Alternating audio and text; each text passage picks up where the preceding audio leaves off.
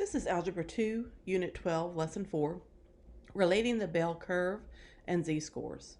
And in order to do this section, the first thing we need to do is review the empirical rule from the last section. Remember, the empirical rule says that in a normal bell curve, we have approximately 100% of the data, or really 99.7% of the data, within 3 standard deviations of the mean. The mean was at the highest point in that data, so the mean value right here.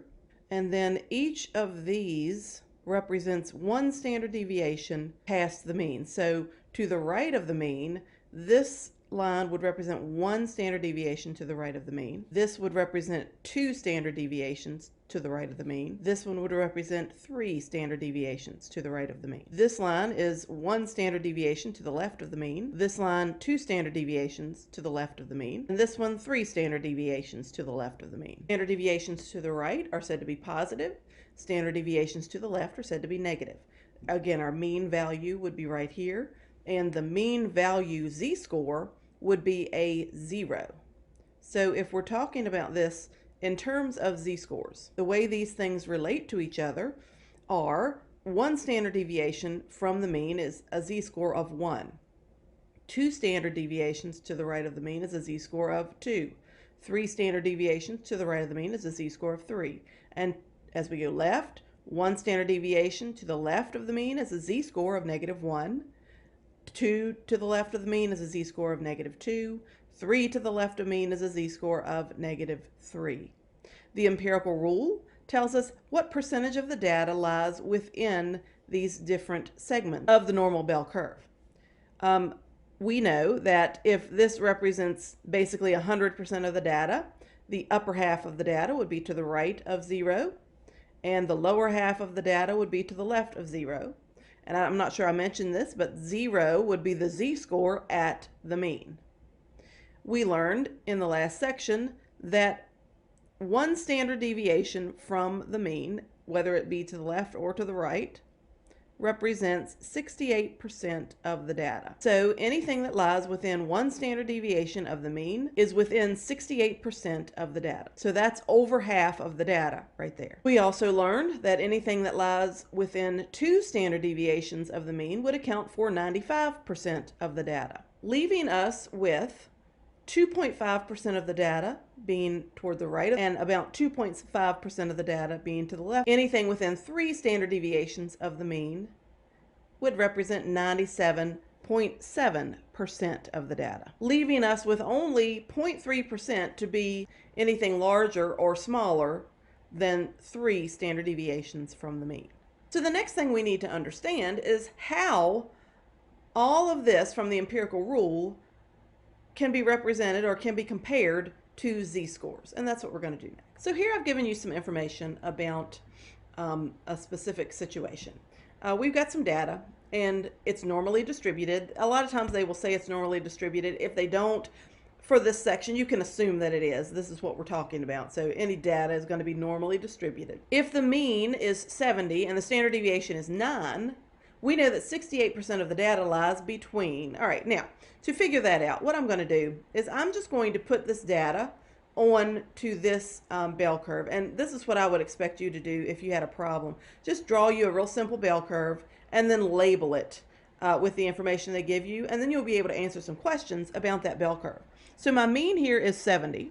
So that would be the very center of this normal bell curve. To get these numbers to the right and to the left of the mean, if 9 is the standard deviation, then wouldn't this be 79 and this be 88 and this be 97 if we add 9 each time? And if we subtract 9 each time, this will be 61, then 52, then 43 to give us this information. And so if we've labeled with the mean and standard deviation numbers, then we can determine what numbers 68% of the data would lie between. Now understand, this has a z-score of 0. This has a z-score of 1, 2, 3. This has a z-score of -1, -2, -3. Okay, this is how our normal bell curve relates to z-scores. And we know that 68% of the data lies between the first 1 and -1 when we're talking about z-scores or the standard deviations. So 68% of the data will lie within one standard deviation of the mean. So that means 68% of the data lies between 61 and 79. We know that 95% of the data lies within two standard deviations of the mean. So 95% of this data would lie between 52 and 88. So the z-score at 52 is -2. The z-score at 88 is 2. The z-score at 61 is -1. The z-score at 79 is 1. And we can use this knowledge to help us find z-scores for any score within the normal distribution. For example, if I wanted a z-score for the number 85, well, 85 would lie in here somewhere, and it is between the z-score of 1 and 2, so the z-score for 85 would be somewhere between 1 and 2. We could find that exact z-score by using the z-score formula. We said that the z-score for 61 is a -1. Well, let's just plug into the formula and double check and make sure that is the case. So the z-score, and let's just review the formula, the z-score equals x would be a member of the data. In this case, we're talking about 61. M is the mean, and this symbol is standard deviation, which would be 9. So we're trying to find the z-score at 61. I'm going to plug 61 in for x. I'm going to plug 70 in for the mean. I'm going to plug 9 in for the standard deviation. And if we do that math, my z-score is -9/9, which is -1. And I could do that for every one of these. Let's just go ahead and do 88. We said that the z-score at 88 would be a 2. Let's double check. Let's plug in. So my 88 would go in for x. The mean is still 70. Standard deviation is still 9. So if we plug in, 88 minus 70 is 18. 18 divided by 9 is 2. So we said that the z-score for 88 would be 2. That is what it is. So we can use this for any number within the data. We could find the z-score. Now remember, anytime you do z-scores, you will always round them to 2 decimal places if it comes out to be something that needs to be rounded. It's certainly okay if you get like 1.5 as the z-score to say it's 1.5. You don't have to say 1.50. We'll talk about how to use that 1.5 when we're finding the percentages or the area under the curve in the next section. So there's more to this than just this, but right now we're going to compare z-scores to data scores within the normal bell curve. Okay, so I kind of hinted at this earlier. In this section, they want us to find the z-score for the test score of an 85. Well, 85, remember, is between 79 and 88, so we should expect a z-score to be somewhere between 1 and 2. So I'm going to plug 85 into my z-score formula along with the other information to find the z-score for 85. So 85 minus 70 is 15 divided by 9, and 15 divided by 9 is 1.6 repeating, which, understand, would be 1.666, and it keeps going. So if I'm rounding to 2 decimal places, I'm going to look at this 6. It is higher than 5, so this 6 will round to a 7. So when we're rounding this z-score to 2 decimal places, it would be 1.67. So always round your z-scores to 2 decimal places, and then we will go further with this in the next section. In this one, it's telling us the opposite. It's asking us to find the test score with a z-score of -0.82. So this time they're giving us a z-score, and they want us to find the test score or the data number that would have a z-score of -0.82, and they're telling us to round to the nearest whole number. All right, so let's think about -0.82. Well, where would -0.82 lie on our normal bell curve? If you think about that, -0.82, wouldn't it be between 0 and -1? So it's going to be in here somewhere, okay? And if we found that score value for -0.82, we would plug into the z-score. So the z-score here has been given to us. The z-score is -0.82. We don't know what the x value is, what the number set of the data is. That's what we're trying to find. So I'm going to have x minus 70 over the standard deviation 9. To solve this, I'm going to multiply by 9. That gives me a -7.38. That would equal the top, x minus 70. And then to solve this, I'm going to add 70 to both sides. And that gives me a 62.62. Notice the directions told me to round to the nearest whole number. So 62.62 would be rounded to 63. So let's think about that. We said it would be between 0 or -1 and 0. And when we round, we're getting a 63. Would 63 lie between 61 and 70? It would. So it's really easy to check yourself here. What is the z-score for a test score of 55?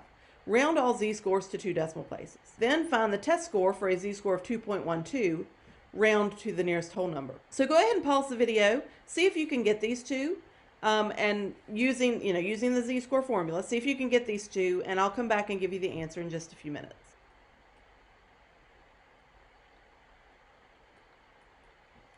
Okay, here are the answers. For the first one, it says, what is the z-score for a test score of 55? So I plug 55 in for the x value. My mean is still 70. My standard deviation is still 9. And when I do that math, I end up with -1.67. I had a -1.6 repeating, and I rounded. For this one, it says find the test score for a z-score of 2.12. So the z-score goes in for z equals, we don't know what x is, and my mean is still 70. Standard deviation is still 9. And I multiply by 9, giving me 19.08, and then I add the 70 over, giving me an 89.08, and it's said to round to the nearest whole number, which is 89. All right, so for this one, this is an application of normal distribution. It says a score of 5 falls 1 standard deviation below the mean, and 25 is 3 standard deviations above the mean. Find the mean. Okay, so this is a little bit different.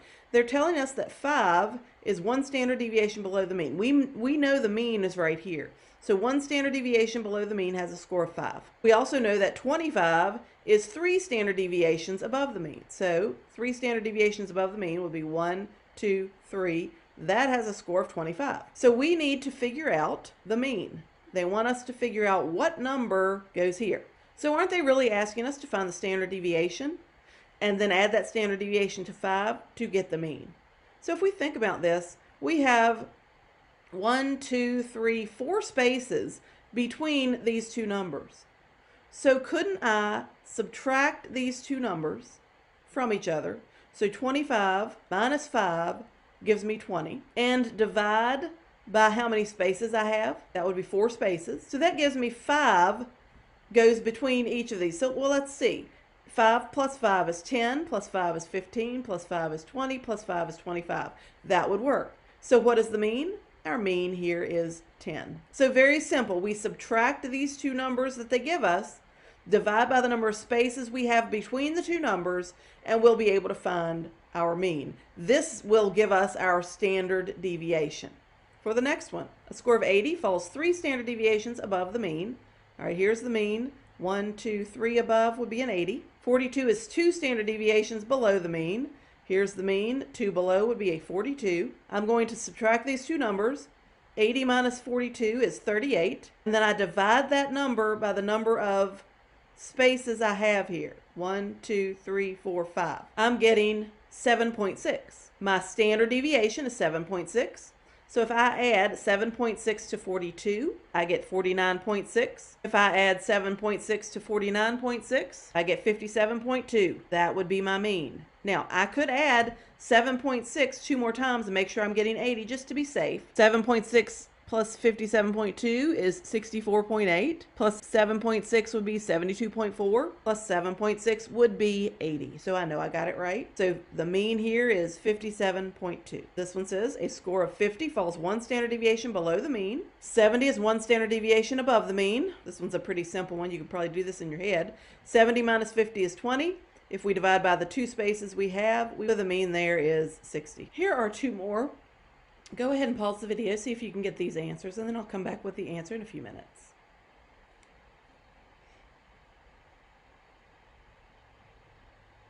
So for this, if they don't give you the normal bell curve, you can just draw a real simple one and then label it. 65 is 1 standard deviation below the mean. 95 is 1 standard deviation above the mean. If we subtract those two, we get 30.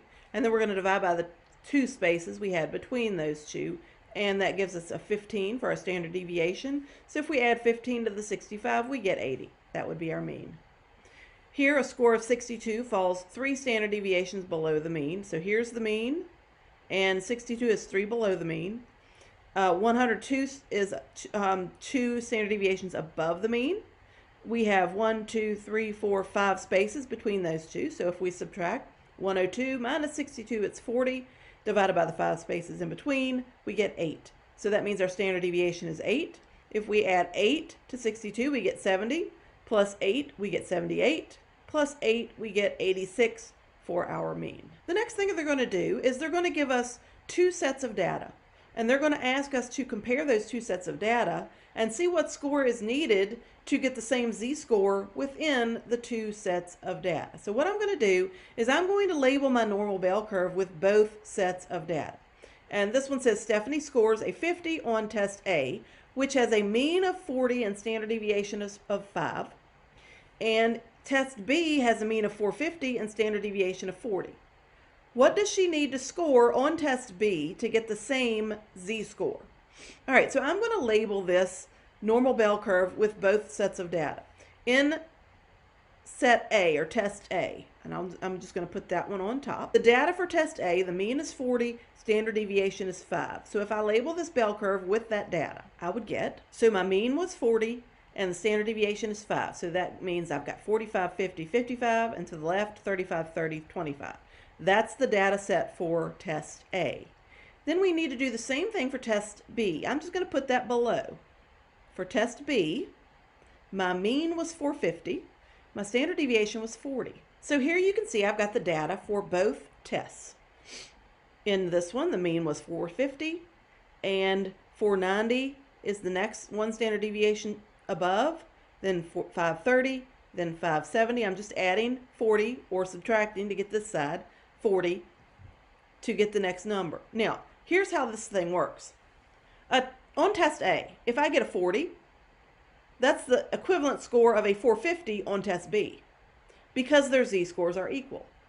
If I get a 45 on test A, that's equivalent to a 490 on test B. A 30 is equivalent to a 370 on test B. 30 for test A is equivalent to a 370 for test B. So if I have a z-score of a 0, on test A I would have gotten a 40, on test B I would have gotten a 450. If I have a z-score of a 2, then on test A I would have gotten a 50, test B I would have gotten a 530. We can use the z-score formula to compare any test value that we want. So in the above it says Stephanie scores a 50 on test A. Well, a score of a 50 on test A gave her a z-score of 2. So it says if test B has a mean of 450, standard deviation of 40, what does she need to score on test B to get the same z-score? Well, in the test A, she got a z-score of a 2. So she would need to score a 530 to get a z-score of 2 on test B. So the answer here is 530. So pretty simple. As long as the z-scores match, you can compare the scores. But what happens if it's not one of these normal z-scores, if it's not a perfect standard deviation away from the mean? Then we could use the z-score formula to do the same thing. This one says Sarah scores a 750 on exam A, which has a mean of 700 and standard deviation of 25. Okay, so I'm going to label this with the data from test A. So I've got those labeled pretty small here, but the mean 700 and standard deviation 25. So I'm going to add 25 to get these, subtract 25 to get these. Her score was a 750. So her 750 score was here. That means she had a z-score of a 2, right? Her z-score was a 2. So we need to figure out what z-score or what final score she got on test B or exam B that would match a z-score of 2. So the next thing I'm going to do is just label for exam B below. So I've got test B labeled. We've got 100 at the mean. The standard deviation is 20, so we add 20 to get these numbers, subtract 20 to get these numbers. She had a z-score of 2 on the test A, so z-score of 2 would give her a 140 on test B. So the answer here is 140 for her test B score. Sam scores 152 on test A, which has a mean of 200 with standard deviation of 20. If test B has the mean of 400 and standard deviation of 25, what does he need to score on test B to get the same z-score? All right, so I'm going to label just like I did before. Okay, so I've labeled for both of the tests. Test A had a mean of 200, standard deviation of 20. So I add 20 to get these scores, subtract 20 to get these scores. Test B has a mean of 400, standard deviation of 25. I add 25 to get these scores, subtract 25 to get these. And it says he scores a 152 on test A. Well, let's look. 152 would lie in here somewhere, wouldn't it? We don't know exactly where that is. We don't know exactly what the z-score is, but we could find that z-score for a score of 152 on test A and determine what test score on test B would give us the same z-score. So the first thing we need to find is his z-score for test A. So on test A, it had a mean of 200, standard deviation of 20. He scored a 152. So this would be our x, this is our mean, and this is our standard deviation. So if we plug into the z-score formula, his score was a 152. We have to subtract the mean from that, so that's minus 200, and then we divide by the standard deviation of 20. That will give us his z-score on test A. So if I just plug that into Desmos, I got a z-score of negative 2.4. Now let's look at that. Does that seem reasonable? We know the score lies in here somewhere. This is a z-score of 0, negative 1, negative 2, negative 3. So it has to be between negative 2 and negative 3. So yes, I would say that's reasonable. A z-score of negative 2.4.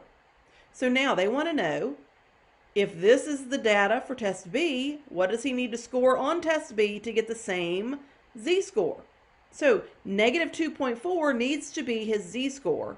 We're trying to find his test B score. So I'm going to use the z-score formula and plug in the information. We need a z-score to be the same, so that z-score would be a negative 2.4. In this one, we don't know what the x value is. We're trying to find the x value to get an equivalent z-score. Now think about that.